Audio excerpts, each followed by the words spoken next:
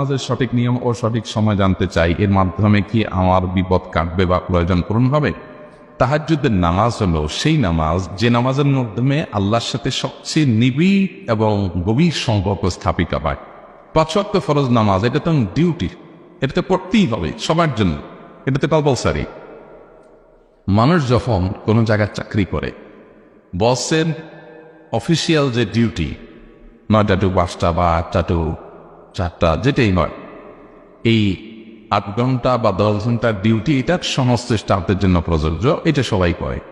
কিন্তু কিছু স্টাফ আছে তারা ওই ডিউটির বাইরে ব্যক্তিগত পর্যায়েও আবার বসকে সময় দেয়, তার বাসায় তো কাজ করে দেয়, তার কোনো কাজ আগায় দেয়, আগে আসে পরে যা, এরকম আউট টাইম কিছু সময় দেয়। এই লোকগুলো বসের তো নিকটের মানুষ। ঠিক একইভাবে ৫ ওয়াক্ত ফরজ নামাজ না পড়লে তো সে শাস্তিই পাবে, সে তো আল্লাহর বান্দাই হতে পারবে না, অর্থাৎ অনুসারী সাব্যস্ত হবে না।